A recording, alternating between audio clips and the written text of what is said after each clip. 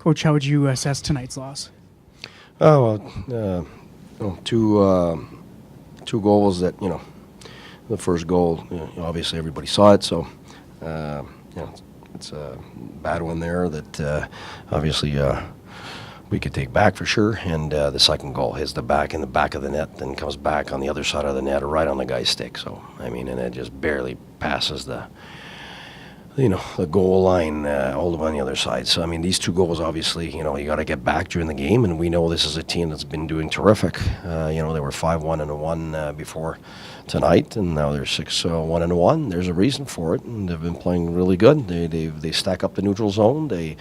If they don't have anything in the O-zone, they back up. They got 5 guys back. It's very hard to get through them. We knew that. So it necessitates a lot of deep work, and their defensemen are playing terrific, and so they're very hard to get through, and that's why they're winning games. And we knew that, and we knew that to win this game, it had to be a tight game. And obviously these two, whatever you want to call it, goals, lucky, unlucky, bad bounce or bad breaks.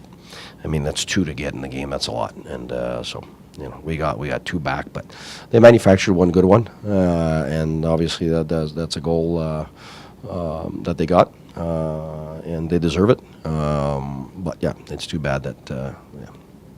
Bit of a tough night for Brady. Is that just something? He's 19, first season, and learning experience. It's everybody in the NHL, whether you're 19 or whether you're 35, you have those games during the year, and you got to fight through it and fight back. And he did the rest of the game, and he pushed back. We switched the lines a little bit there, and it just help him free his mind and get going again. So he got us some O-zone time after and some momentum after, and it happens to not just young guys, happens to old guys. In the 82 games, you're going to have some games that everything goes well, some games are average, and some games that some bad bounces, bad breaks, or you fall and things happen. And he's such a terrific kid, working hard that everybody felt from there. And the important thing is how he deals with it, and he dealt with it well after that, and rebounded and played a fine game after that. Heading into the break with a couple of losses, but playing better hockey, I think you'd say, in the last couple of games, the last stretch, is now a good time for the break? There's people always want to make something out of a break. It always depends on how you come back, and if it goes well, then it was a good break, and if it doesn't go well, then it was a bad break. But I think right now, with the team that we've got, the young guys that we've got, I have to admit that it's been hard for some young guys. The grind of the NHL, since usually the beginning of December, the grind really starts to kick in, and our young guys and the kids have been really pushing hard through it. So that's going to help the older guys, obviously, but the young guys also get a breather and get some energy and get going for sure. It's a lot to ask some young guys every night. And they've given us everything they've had, and I think they deserve a break right now. Coach, peut-être juste parler en français de ce que vous venez de parler là avec la pause qui s'en vient, le fait de reprendre l'énergie, le fait d'y aller aussi avec une défaite, une séquence de défaites. Comment pour vous là, vous approchez le début de cette pause? La vérité, c'est que les 2 derniers matchs, les 2 défaites, c'est des défaites plates parce que le dernier match, c'était pas un but, le 3e but, donc tout le monde on sait que notre gardien de but avait la rondelle, fait que de perdre là-dessus, c'est plate. Ça aurait dû être au moins 2-2 en overtime. Donc c'était pas un match négatif. Loin de là, c'est un back-to-back. L'autre équipe qui nous attendait, nos joueurs ont donné tout ce qu'ils avaient. Puis c'est vraiment c'est un bad luck là-dessus. Fait qu'à soir, 2 buts de même. Je trouve ça plate d'avoir travaillé si fort, d'avoir bien joué, puis d'avoir des 3 buts là, dans 2 games qui sont durs à prendre. C'est ça. Peut-être parler de la performance de Bobby Ryan ce soir, qui, au-delà de son but, a joué peut-être un de ses bons matchs cette année. Oui, ça fait longtemps qu'il joue bien. Je veux dire, moi, ça fait longtemps que je le dis, mais au début, je pense que personne ne m'entendait, mais je pense que là, on le voit, il va très bien, il performe.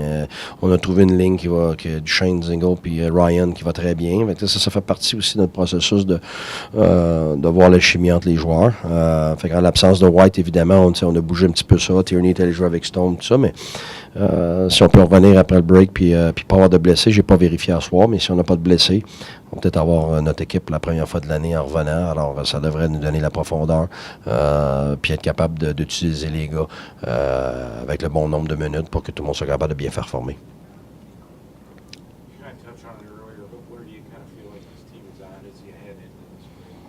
Oh, well, we were playing great, and, you look at the last game, played as good a game as you can have on the back-to-back, traveling 2 hours, and the other team is waiting for you. It's a 2-2 game. We all know what that goal was, and so that's a bad break that we have to deal with, but I think everybody knew that we had played a solid game. And tonight is just two goals that are just put us behind the eight ball. That one little mistake there, the other one a lucky bounce behind the net right on their stick. So these two goals are that you got to get back. One, you're going to get back. Two, it's hard. Usually, I mean, my experiences but the guys fought, and you saw that we had two high-end scoring chances there at the end that could have definitely tied the game. We had some high-end scoring chances, whether it's in the first or second. We could have scored more goals, absolutely. But this is a team that's been playing really good. We talked about it this morning. They outcompete teams. The minute they're ahead, they're really hard to beat because they pull back and they sit back, and they got 4 and 5 guys at their blue line. It's hard to make plays through that. So you really have to fight through to get deep on them, and the quality of their defensemen, the experience back there is really impressive. And their one-on-ones are really good down low, so they take away a lot of the opponent's offense and kind of stall things down, and so you got to push through it. So I was expecting to have to win a 2-1 or 3-2 game, and if you look at you take out those two goals there, that's what it would have been, a 2-1 game and maybe a 2-2, but I was expecting something tight like that for sure. Sorry? Oh, I didn't. Right now, I didn't. I didn't get into that. For Pierre's taking care of that. What do you want to see from this team when you get back? Well, first of all, we're aware that when we come back, we're going to Pittsburgh, and Pittsburgh will have played, I think, 2 games before they play us, and we all know that first game is really tough after the break. You're rarely sharp, and we're going to play a sharp team in their barn. So right away, we're going to need major focus.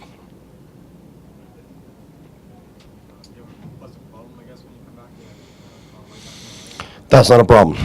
that's having all your tools in the toolbox to make the right decisions on who's in the lineup and what lines. But I mean, we know Duchesne's line now is something we'd like to stick with. They've been good for many games in a row. We've been looking for that, for a long time, so that's good. We know White, Kachuk, and Stone have been really good together, and we also know that Tierney and Bottker are really good, and Pajot, Smith, and Payarvi are they're the line that we know does that, and then it's an open spot for for who's going to go with Tierney and Bottker. So I mean, that's a lot more depth than we had all year, so that's really good for us. So. What do you hope that Thomas Chabot can get out of going with y'all? Well, for me, first of all, the pride. But I think you just had the pride now going there. Being there. I'm sure he's going to be with guys that he watched on TV a few years back and dreaming of being in the NHL. So I think first of all, take it in and appreciate the fact that you're there. His family's going to be there, I'm sure, maybe some friends and all that. So I think the first thing is appreciate being there. I mean, not a lot of people on this planet can say that they're an all-star game of the highest league of their sport. So I think that's the first thing, and then after that, get the experience from what you hear, what you see.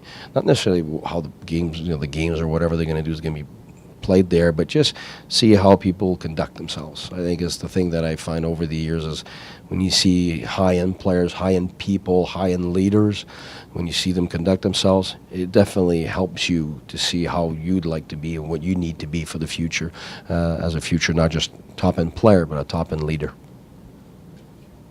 All set? Thank you. Thanks, Coach.